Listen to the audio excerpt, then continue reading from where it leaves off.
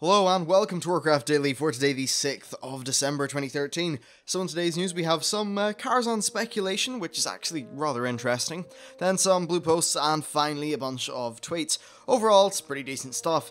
So first of all, the Karazhan thing, well, first of all, this comes via Silas and then one of the guys on the MMO Champion forums by the name of Ganker.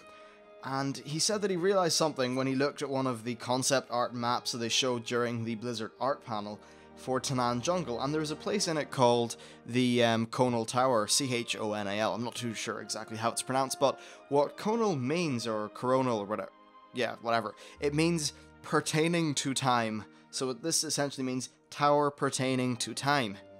Now, this in combination with all the stuff that's going along with Karazhan.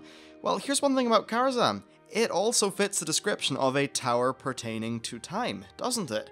I mean, if you think of Karazhan and you think of the things that Prince Melcathar, or Malcathar, whatever he's called, said about time is the fire in which you'll burn, all dimensions I have access to, whatever, they both fit the bill for this. So another thing about Karazhan that a lot of people have definitely speculated is that it's got some similar properties to the Timeless Isle, in that it's the sort of thing that's constant in many different times, I suppose, and it appears when the world surrounding it wills it to appear, or when it's the reality around it makes it able to appear, I suppose. So with all these different things, it seems like Karazhan has a parallel on Draenor, a sister tower, if you will. The thing is, though, what the hell's what? I mean, we don't know about this in Warcraft, 1, 2, and 3, but I have a bit of a thought, right? Did Medivh perhaps need a way to communicate with Gul'dan that involved this coronal tower? Maybe that's like the relay, or maybe this is just the sort of thing that they're going to slot back into the lore. I nearly said retcon, and I guess retcon, they wouldn't be changing the story, they'd just be adding a little bit in between, where Medivh somehow calls this coronal tower into existence so that he can chat to Gul'dan and then get the first, second war, etc. started. So yes, I think that is absolutely a possibility that given this thing here is called the coronal tower, or the tower pertaining to time, and that we sort of have one of those sitting around in Azeroth that's having a lot of tinkering in the latest test realm, I think if you connect the dots here, it's definitely possible that, that there may be a thing. Now, one thing that I do want to say as well, this map that I'm showing you here on the screen, or at least I did a while ago, this is an old map, right? Because if you look at Frostfire Pass, well, in this it's called Frostwind Desert, and that's what the zone used to be. It used to be a pink desert. Not a pink, a purple desert. But then they decided that the whole Frostfire Ridge with the snow and the lava, kind of like Iceland, actually, and I've been to Iceland, it's an awesome place, so that's why I'm really kind of pumped for this zone. But anyway, yeah, so this is an older map, and perhaps you can't really take everything here as being final, but I just thought that was very interesting. So thank you to Silas for pointing that out to me over Twitter, and thank you to Ganker for being the person to notice it. Very interesting stuff. Now let's talk about some of the blue posts, and really they're all about the group finder and stuff like that. So they took to the forums to clear up a lot of group finder confusion. Basically, people were getting confused between patch 5.4.2 and 6.0, Warlords of Draenor. Essentially, there is the cross-realm functionality that is being added into the current raid browser, which you access via the social pane, I believe. And then there is OQ, the OQ style thing that is going to be added to the game in Warlords of Draenor. Basically, right now they're going to be adding this cross-realm zone thingy because it's easy, why not? It brings people functionality, it's always a good thing to do that. So that's what they're adding in now, but later is when we're going to have the OQ thing. They also said that they're not trying to kill OQ, it's just that a lot of them use it personally, and they strongly feel that it should be a part of the game. They also said that they want to allow group leaders to put some sort of restriction in groups. They don't want it to be too heavy-handed, right? Where group leaders can just be complete sort of ultra-elitists, but they do think that it's for the best if leaders can be upfront about who they are bringing along. This is absolutely okay. Like, here's the thing. See, if I'm starting a flex group, I'm going, and I'm posting in /2, I'm going to post with an item level requirement that's probably a little bit higher than you need, because I know my server can support it, and I just want to have a smooth run with whoever I'm going with. Now that's fine.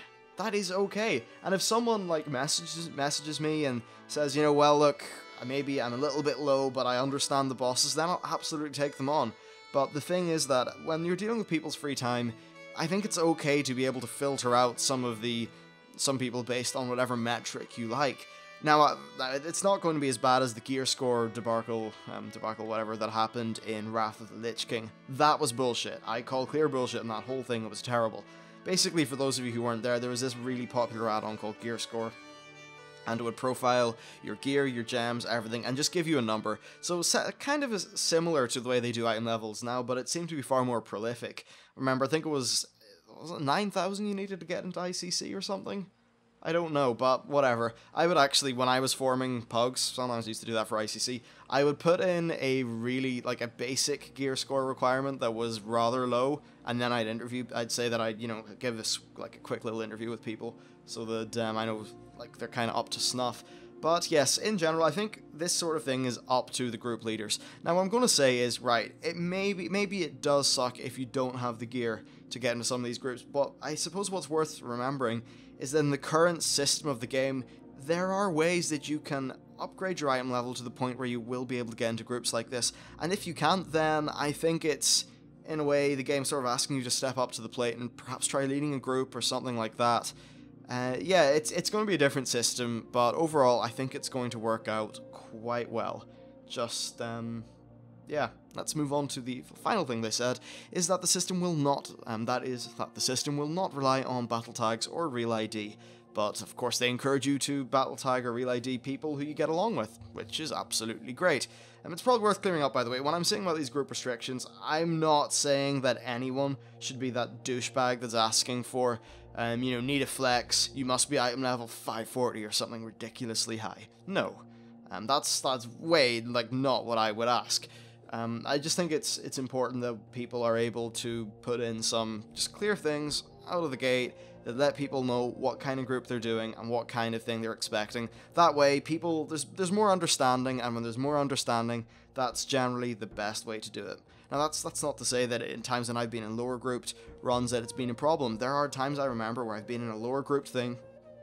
I actually remember this one time where I think I was forming an ICC group, or I was forming some pug anyway, and just the way it was on the server, I decided, like, right, there's nobody that is really of the kind of item level that most people would expect for a pug, but everyone was there, and okay, we had a few wipes, but the key thing is that we all talked it over, we strategized, and they were some of the most memorable moments of the game because a group of random people came together and worked as a team. Now, that is a rarity often, but it was still nice that happened, and hopefully things like that can happen again, and the people that are involved in things like that can form friendships, raid together more, and it just brings everyone up, hopefully.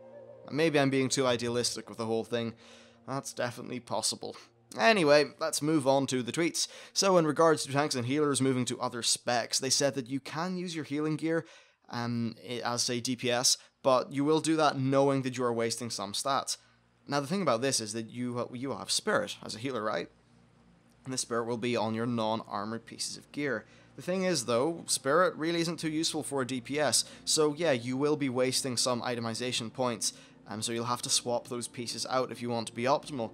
But I think the key point here is that you will only be swapping out 3 to 5 pieces instead of however many it is today, plus all the reforging you would have to do. So overall, it's making it far more friendly, I suppose, in like those terms.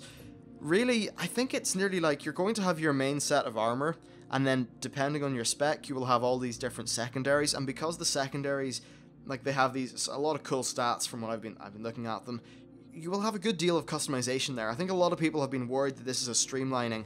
I more call it a way to streamline things in terms of needless complexity while not sacrificing gameplay depth. They're adding in new secondary stats, they are adding in tertiary stats, loads of different things. You will be able to customize if you're a healer, how much spirit you want to stack if you're a tank, maybe your balance between haste and bonus armor, loads of different things like this. You'll be able to balance them.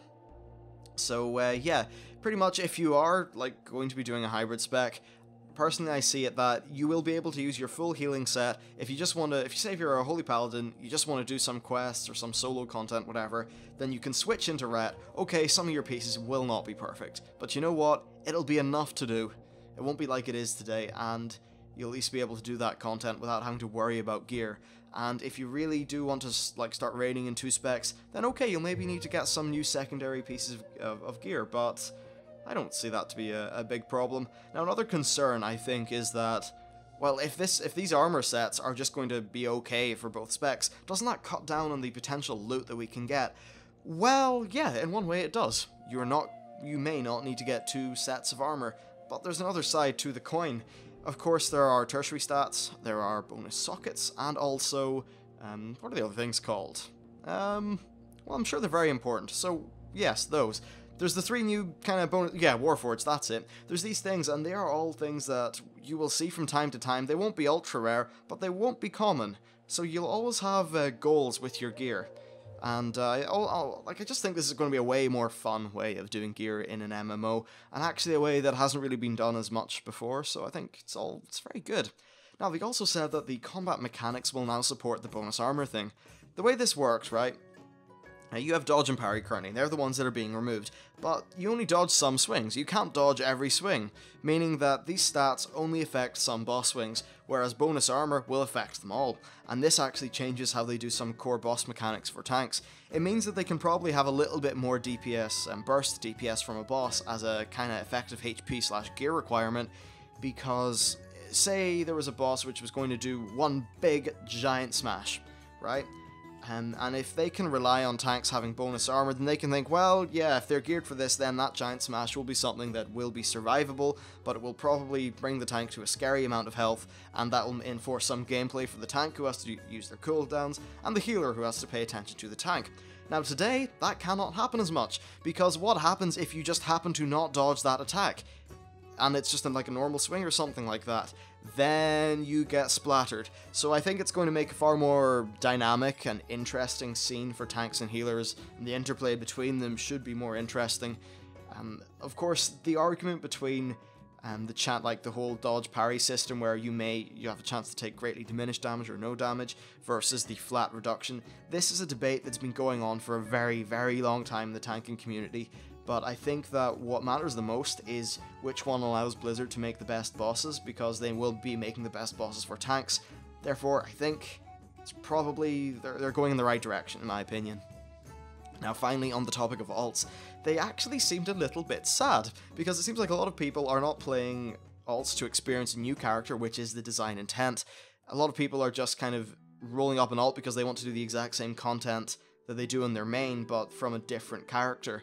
And of course, part of that is that they don't want to do all the work that they did to their main character. So it's clear, just from what they're saying, is they are all for alts experiencing all of the content possibly, but perhaps at a slightly faster rate, like the way you get bonus valor or bonus things like that. Now, I think one of the issues with the bonus valor system is it relies on you being capped on your main.